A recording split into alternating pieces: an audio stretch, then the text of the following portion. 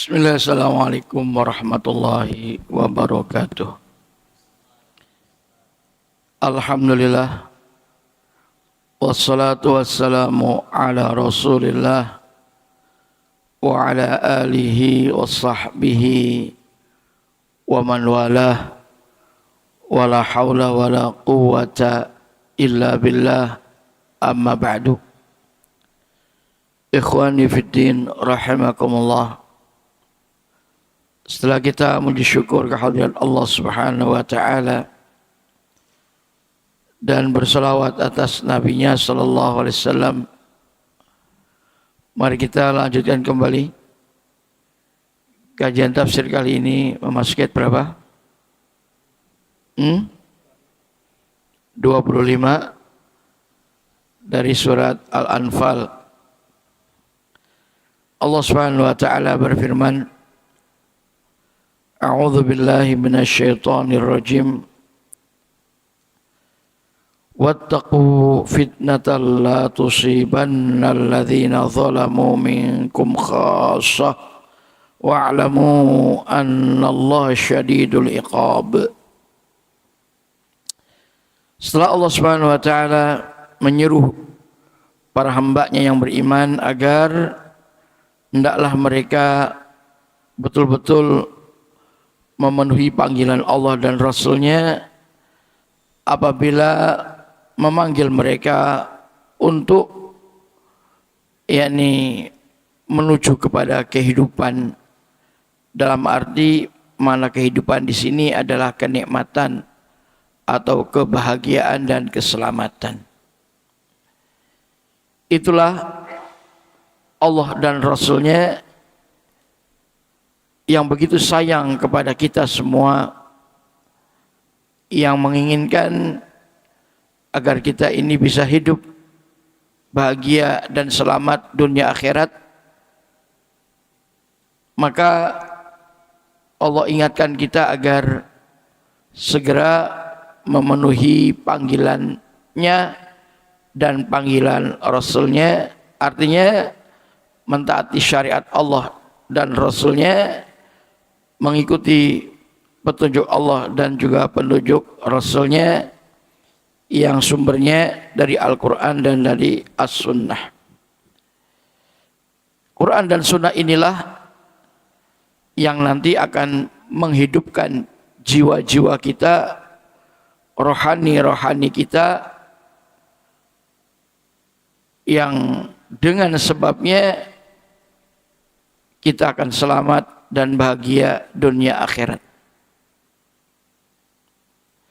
Jangan sampai kita menyesal di kemudian hari manakala kita tidak merespon atau tidak memenuhi panggilan Allah dan Rasul-Nya. Masa bodoh dan tidak peduli terhadap syariatnya.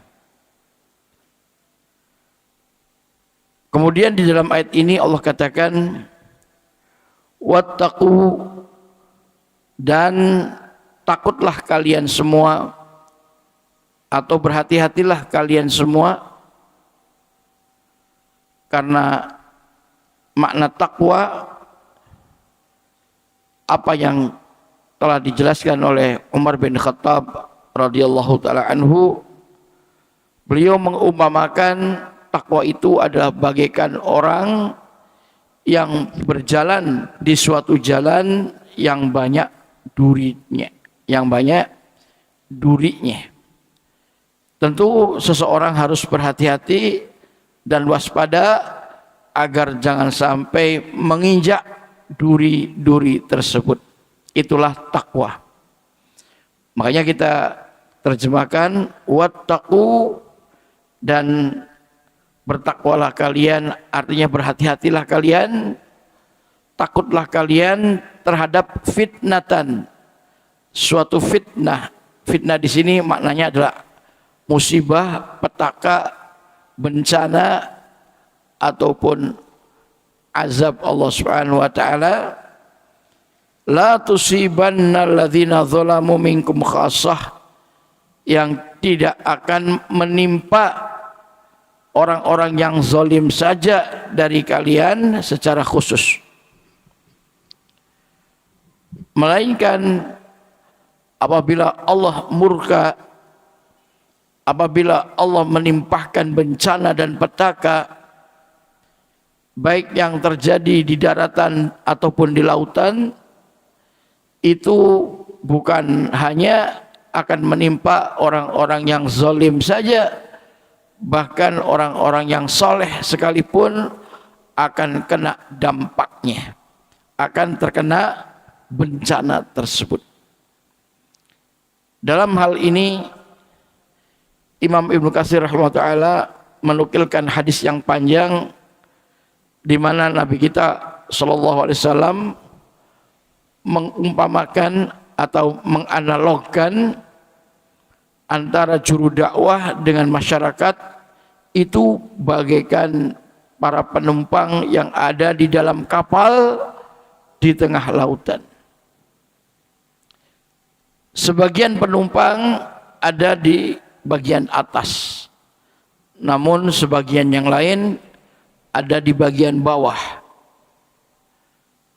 Penumpang yang ada di bagian bawah ini apabila ingin mendapatkan air, maka mereka harus naik ke atas melewati orang banyak, kemudian setelah mendapatkan air mereka turun lagi dan mengganggu orang banyak pula. Di samping juga capek naik turunnya. Maka mereka penumpang yang bagian bawah ini punya inisiatif, punya keinginan daripada capek naik turun, lagi pula mengganggu orang banyak, maka mereka ingin melubangi papan kapal yang ada di bawah itu, sehingga mereka akan mudah mendapatkan air yang mereka inginkan tadi. Kata Nabi SAW, apabila semua penumpang membiarkan apa yang dia lakukan dan dia inginkan tadi, maka niscaya semuanya akan menjadi korban, ya, akan menjadi tenggelam dengan sebab kapalnya bocor. Tapi apabila mereka menghalangi atau mencegah orang tersebut sehingga tidak melakukannya, maka dia selamat dan semua penumpang yang ada di kapal pun akan selamat pula. Itulah perumpamaan antara juru dakwah dengan masyarakat.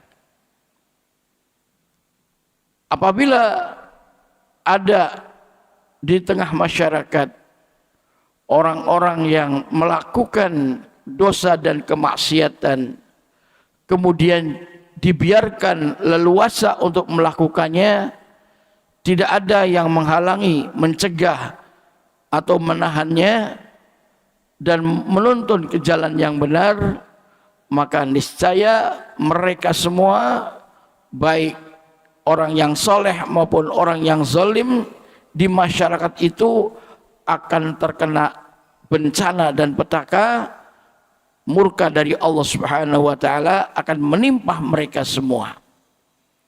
Walaupun kata Nabi SAW, dikala ditanya oleh sahabat, ya Rasulullah, di sana ada orang-orang soleh, mereka juga kata Nabi akan kena dampaknya, walaupun nanti di akhirat masing-masing akan dibangkitkan oleh Allah sesuai dengan amal perbuatan mereka masing-masing. Yang soleh akan dibangkitkan oleh Allah sesuai dengan kesolehannya, sedangkan yang zalim akan dibangkitkan oleh Allah sesuai dengan kezalimannya. Masing-masing akan mempertanggungjawabkan perbuatannya sendiri-sendiri selama hidup di dunia ini.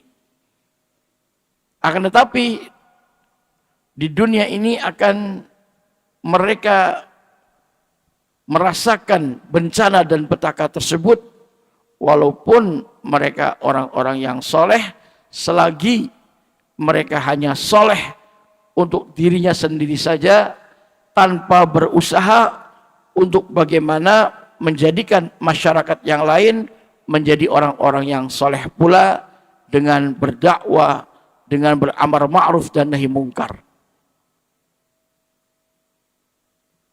Begitulah sekalian, Allah dan Rasulnya mengingatkan kita agar kita hati-hati dan waspada terhadap suatu fitnah atau bencana dan petaka manakala menimpa, maka tidak hanya mengenai orang-orang yang zalim saja, akan tetapi yang soleh pun akan terkena dampaknya. Dan begitu juga Allah Subhanahu wa taala firmankan di dalam surat Ar-Rum ayat yang ke-41. Zaharul fasadu bil barri wal bahri bima kasabat aydin nas liyudhiqahum ba'dalladzi amilu la'allahum yarji'un.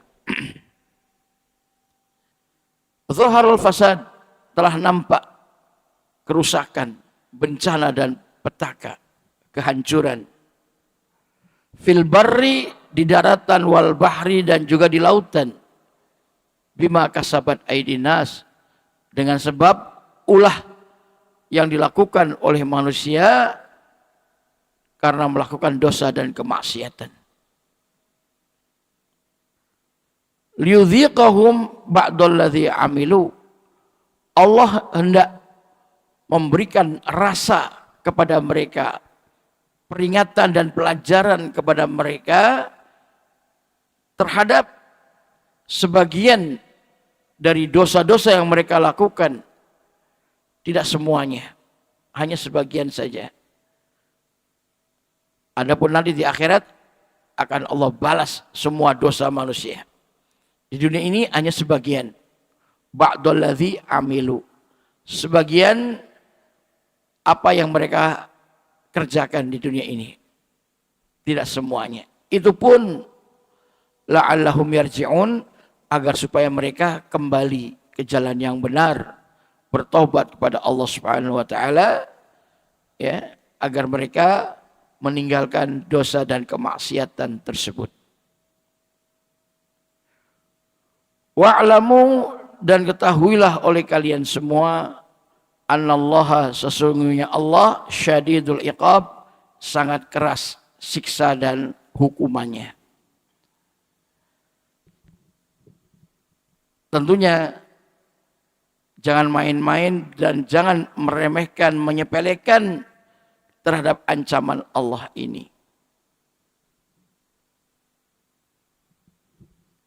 Jangan sampai kita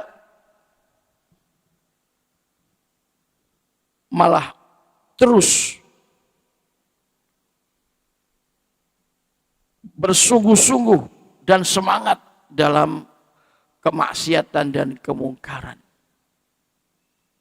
Tidak jera dan tidak merasa takut terhadap ancaman dan azab Allah Subhanahu wa taala. Ini jangan sampai. Ingat, azab siksaan Allah itu sangat berat, sangat keras, sangat pedih.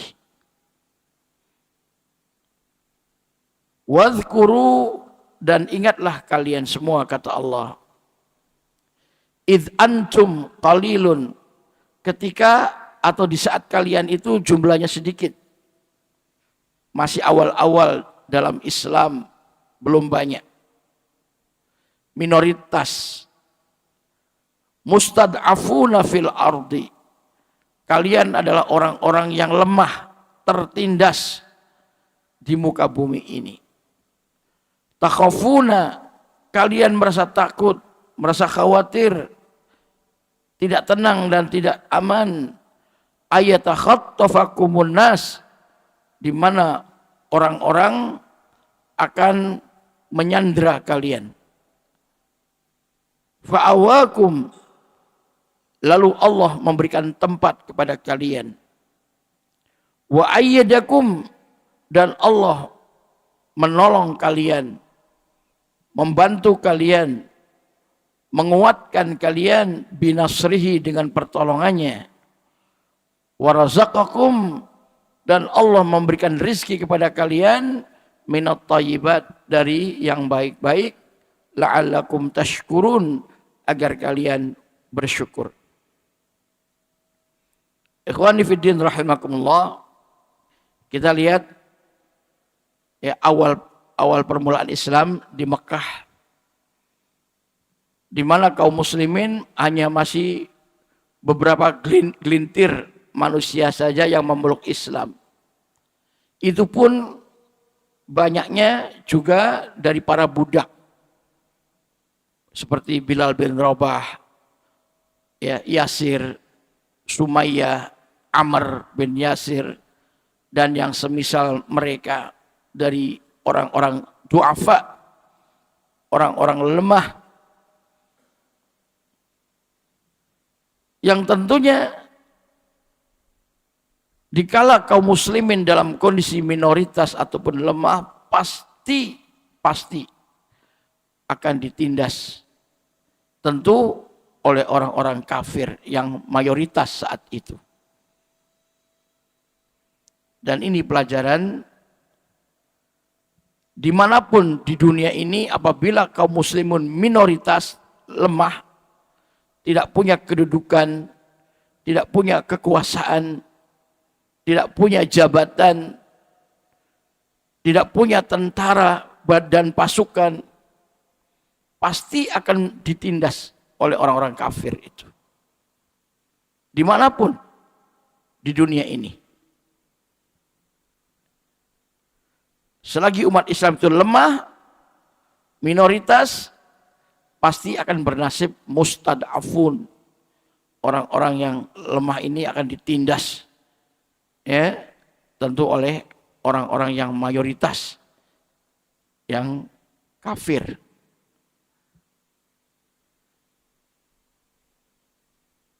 Namun sebaliknya, manakala Islam jaya, Islam berkuasa, Islam memimpin, jadi pemimpin penguasa, maka seluruh umat agama apapun akan diayomi, akan dinaungi, akan dilindungi, dan dijaga keamanannya, kenyamanannya, dan istilahnya perekonomian ataupun kesejahteraan mereka. Itu Islam. Tidak ada, dan Islam tidak mengajarkan adanya penindasan, membunuh ataupun menakut-nakuti, tidak. Islam itu adalah agama rahmatan lil alamin, agama rahmat untuk alam semesta. Dan Nabi SAW pernah mengingatkan kita, barang siapa orangnya yang menyakiti orang kafir zimmi, kafir zimmi itulah kafir yang di bawah kekuasaan Islam, yang dilindungi oleh Islam, itu namanya kafir zimmi. Bukan kafir harbi. Kafir harbi adalah kafir yang sedang diperangi oleh Islam. Barang siapa yang menyakiti, menzolimi, menganiaya orang kafir zimmi, maka berarti dia menyakiti aku, kata Nabi SAW. Menyakiti diri beliau. Jadi nggak sembarangan, sekalian, ya. Ini Islam melindungi orang-orang kafir yang di bawah kekuasaan Islam. Dijamin keamanannya. Begitu pula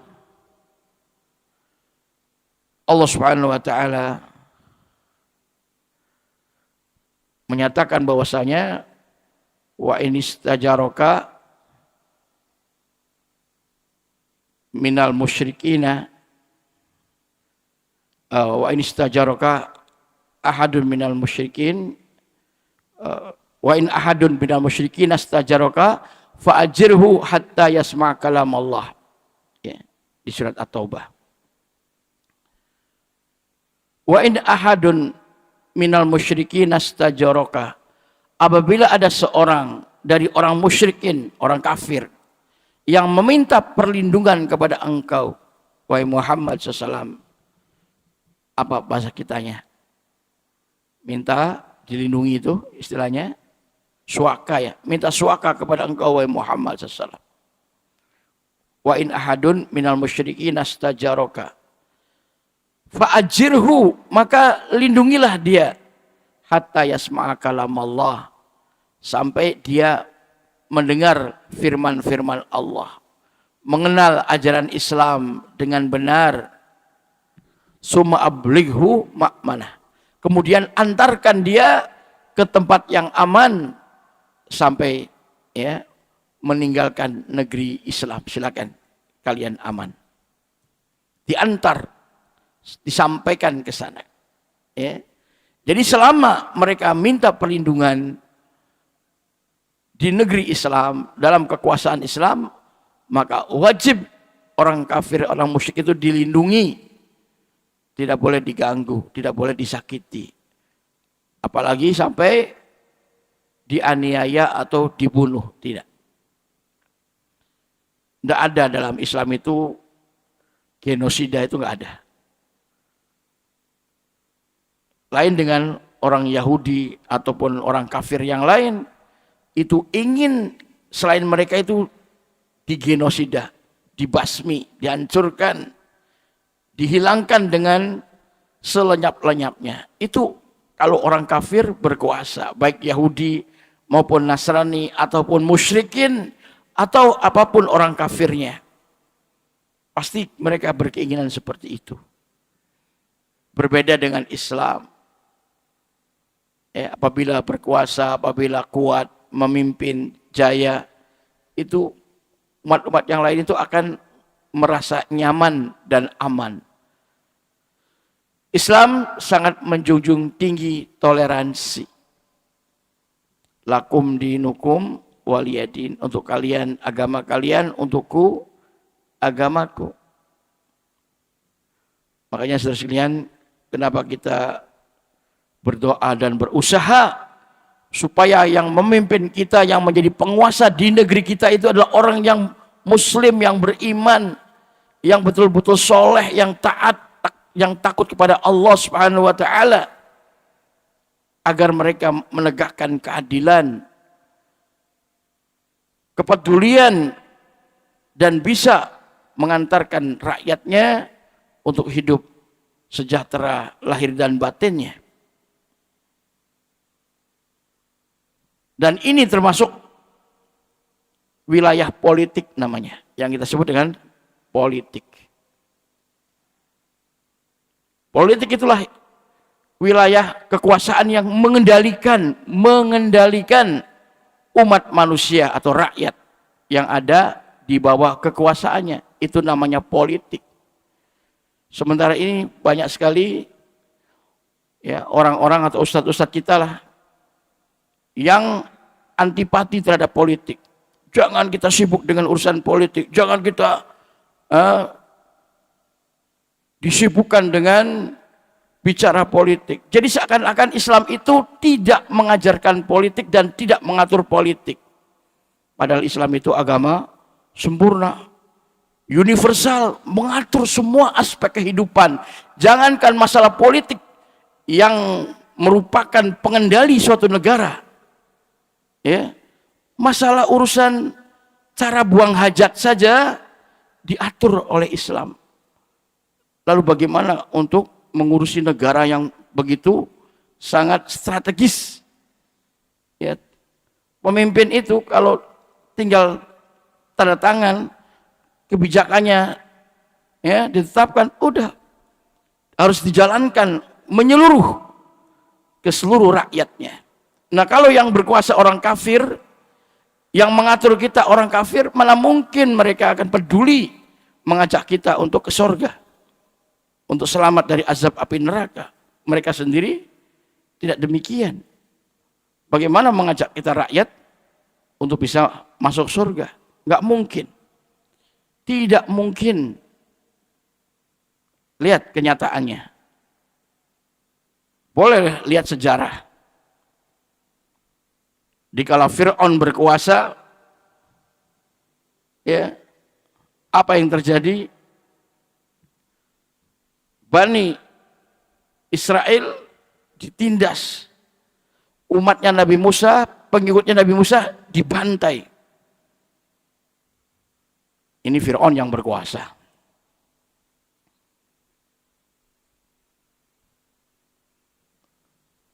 Ya.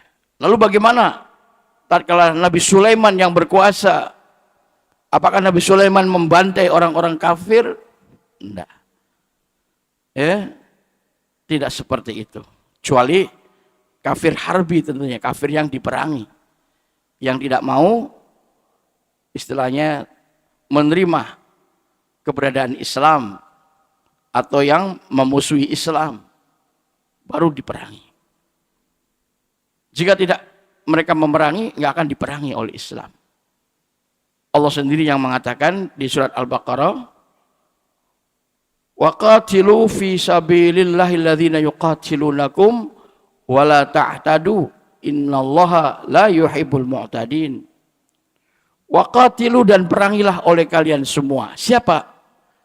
Wa qatilu fi sabilillah, perangilah oleh kalian semua di jalan Allah. Ya. Siapa?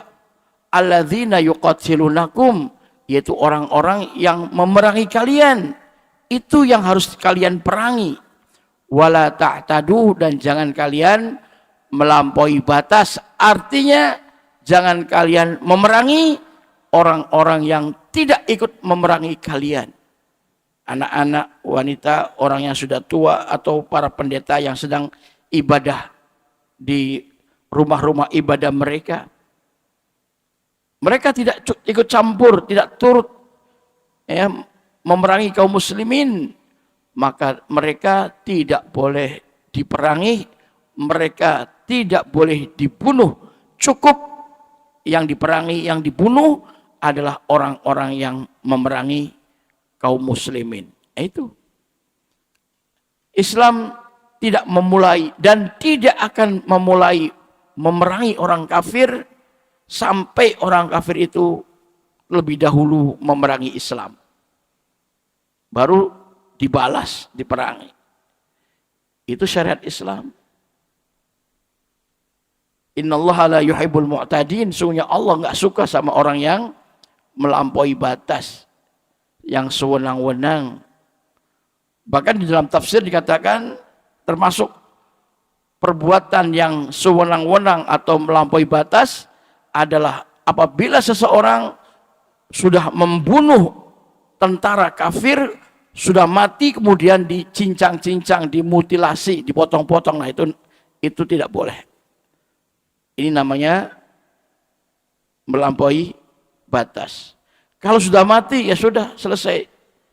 Jangan dimutilasi. Tidak seperti orang kafir waktu itu, paman Rasul SAW, itu Hamzah, tatkala sudah terbunuh, itu disobek, diambil jantungnya, dan digigit jantungnya oleh Hindun. Ya, saking dendamnya kepada Hamzah radhiyallahu ta'ala anhu, paman Rasulullah SAW. Itu orang kafir. Kalau orang beriman, tidak mungkin. Kalau sudah mati, ya sudah, selesai.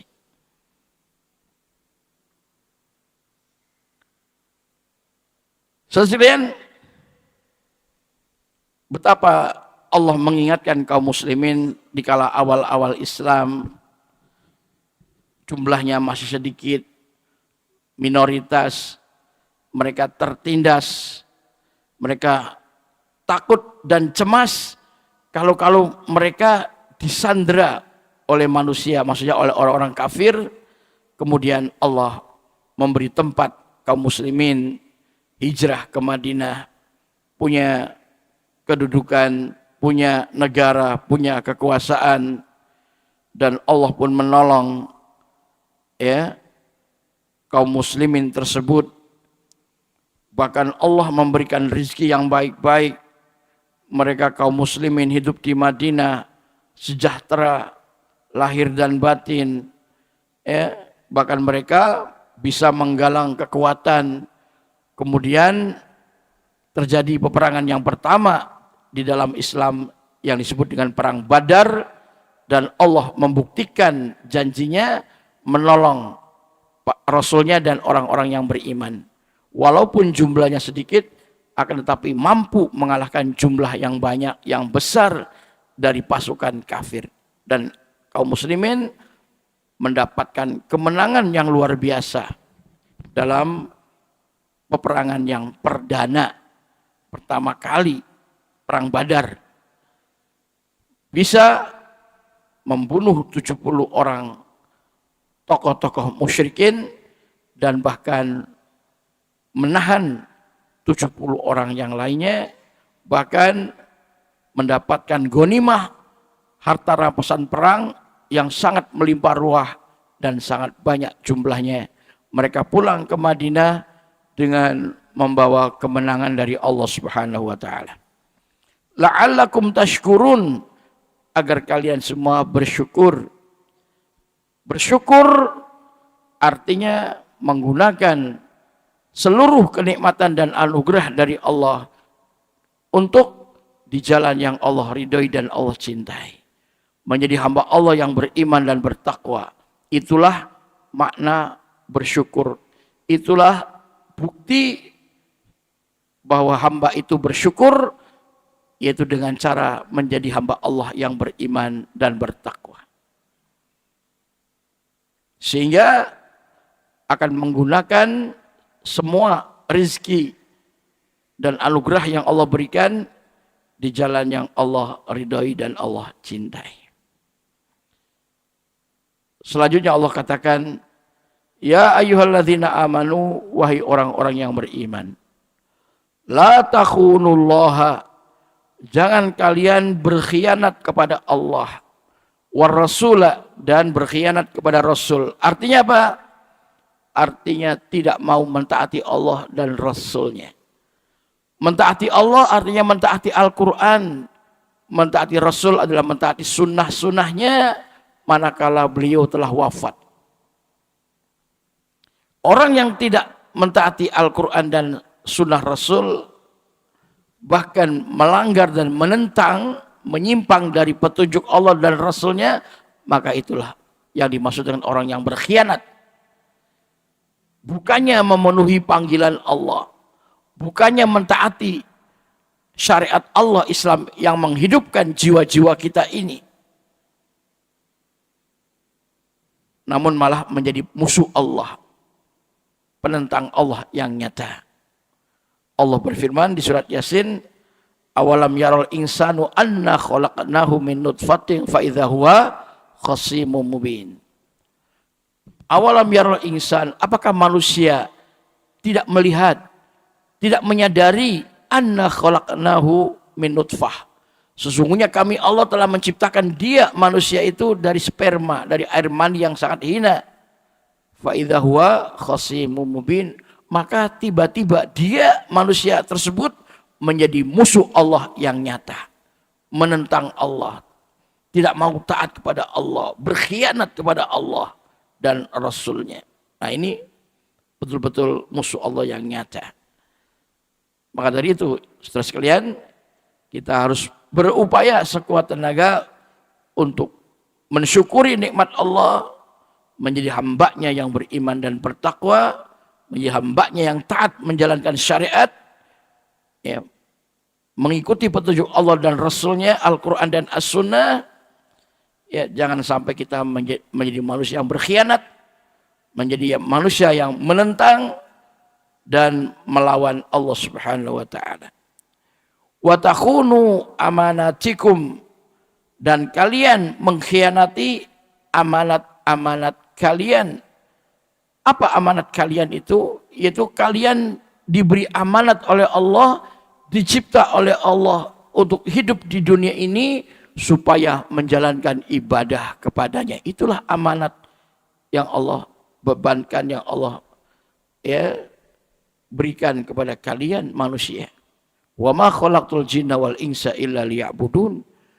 Dan tidaklah aku ciptakan bangsa jin dan bangsa manusia melainkan agar supaya mereka beribadah kepadaku saja, kata Allah. Ai liwahiduni, yaitu supaya mereka mengesahkan aku, mentauhidkan aku dalam ibadah dan tidak berbuat kesyirikan, tidak menyekutukan Allah dengan sesuatu apapun. Itulah amanah yang harus ditunaikan, jangan dikhianati.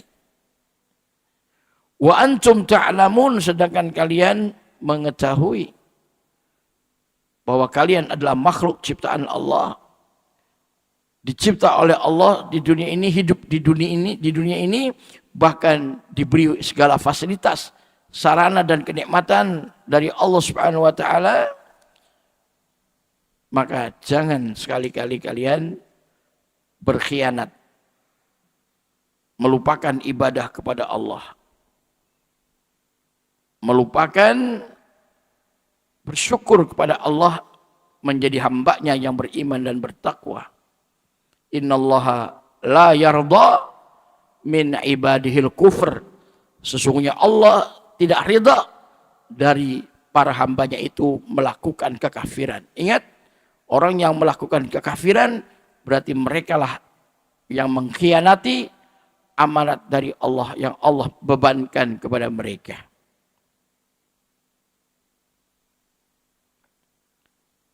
Wa'lamu, dan ketahuilah oleh kalian semua, annama, hanya saja, amwalukum, harta-harta kalian, wa auladukum, dan anak-anak kalian, fitnatun, adalah ujian. Ingat, harta dan anak kalian itu ujian dari Allah. Bagaimana kita mengatur harta kita dan anak-anak kita? Ujian, kata Allah. Wa annallaha, dan sesungguhnya Allah, indahu, di sisinya, ajrun azim, ada pahala yang agung. Maka harta kita dan anak kita arahkan supaya kita mendapatkan pahala yang agung, yaitu berupa sorga dari Allah, berupa kenikmatan sorga dari Allah. Jangan kita selewengkan harta kita, jangan kita selewengkan anak-anak kita, sehingga akhirnya kita malah masuk neraka. Naudzubillah min dzalik. Ya ayyuhalladzina amanu qu anfusakum wa ahlikum nara. Hai orang-orang yang beriman, jaga diri kalian dan keluarga kalian, termasuk anak-anak kalian, ya, dari azab api neraka. At-Tahrim ayat yang ke-6. Jadi kita diwajibkan oleh Allah untuk menjaga diri dan keluarga kita. Istri dan anak kita jangan sampai ada yang masuk neraka. Bagaimana caranya? Ay addibuhum wa alimuhum al-Islam. Didiklah mereka dan ajarilah mereka dengan ilmu Islam, dengan bimbingan Islam. Sebelum kita mendidik mereka, didiklah diri kita sendiri. Sebelum kita menyelamatkan mereka, selamatkanlah diri kita sendiri, dan kita harus dididik dengan ilmu-ilmu Islam. Sejauh mana kita bersungguh-sungguh untuk terus mencari dan menggali, memahami dan mendalami ilmu-ilmu Islam ini. Itu kewajiban. Mencari ilmu wajib. Nabi mengatakan sallallahu, talabul ilmi fardhatun ala kulli muslim. Mencari ilmu itu fardu, wajib bagi setiap orang Islam, baik lelaki maupun perempuan. Jika tidak, kita berdosa. Bahkan Syekhul Islam Muhammad bin Abdul Wahab, beliau mengarang kitab yang berjudul Nawaqidul Islam, pembatal-pembatal Islam. Di antaranya beliau menulis ada 10 poin yang menyebabkan seseorang itu murtad dari Islam. Poin yang terakhir yang 10, beliau katakan, barang siapa orang yang ngakunya Islam tapi tidak mau mencari ilmu Islam, maka dia kafir, murtad dari Islam. Jadi percuma pengakuan Islamnya kalau dia tidak mau belajar ilmu Islam. Makanya Allah memerintahkan kepada Rasulnya Wa qur rabbi zidni ilma. Wa qul, dan katakan olehmu wahai Muhammad SAW, Rabbi wahai Tuhanku, zidni, tambahkanlah untukku ilman, yaitu ilmu. Nabi disuruh oleh Allah, diwajibkan oleh Allah untuk terus menambah ilmu. Lalu bagaimana kita umatnya? Apakah merasa cukup dengan ilmu yang sudah kita dapatkan? Tentu tidak. Mencari ilmu wajib selama kita masih hidup dan sampai kita meninggal dunia. Setelah meninggal dunia baru kita selesai kewajibannya mencari ilmu. Selagi masih hidup, walaupun sudah tua bangka usianya, tetap wajib mencari ilmu. Dan semuanya itu kita gunakan untuk mencari surga.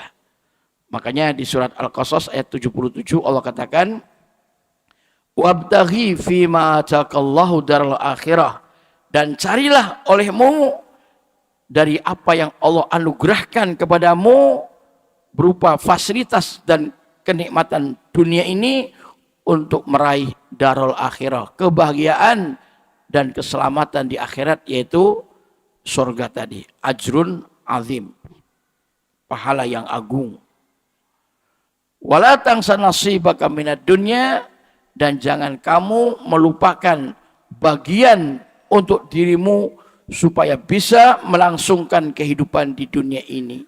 Orang hidup itu butuh makan, butuh minum, butuh fasilitas. Jangan dilupakan, jangan diterlantarkan. Jangan mentang-mentang kalian tujuannya untuk surga, untuk akhirat, kemudian melupakan nasibmu untuk hidup di dunia ini. Ini wasiat dari Allah. Jangan sampai kita jungkir jempalik hanya untuk dunia dan dunia, sementara untuk akhiratnya tidak terpikirkan sedikit pun. Nah ini celaka sekali. Manusia yang hanya memikirkan dunia, ya tidak mau memikirkan akhirat, maka sungguh sangat merugi dan sangat celaka sekali manusia seperti itu. Mudah-mudahan ya kita semua termasuk orang yang semangat untuk terus ya meraih dan mengharapkan ridha Allah Subhanahu wa taala agar kita bisa selamat dan bahagia dunia dan akhiratnya. Ikuti petunjuk Allah, penuhi panggilan Allah dan Rasulnya, ikuti jalan yang lurus. Itulah jalan Allah, siratal mustaqim, jalan yang lurus yang telah ditempuh, dilalui oleh para nabi, para siddiqin, para syuhada, dan para solehin, dan kita ikut di belakang mereka, mengikuti jejak mereka. Ihdinas siratal mustaqim, ya Allah tunjukkanlah kami semua ke jalan yang lurus, jalan yang akan mengantarkan manusia untuk hidup selamat dan bahagia dunia hingga akhiratnya. Amin ya rabbal alamin. Demikian Allah ta'ala alam. Wa sallallahu ala Muhammadin wa ala alihi wa sahbihi ajma'in. Wa akhiru da'wana anilhamdulillahi rabbil alamin. Ayat yang ke-29 akan kita lanjutkan pada pertemuan mendatang. Assalamualaikum warahmatullahi wabarakatuh.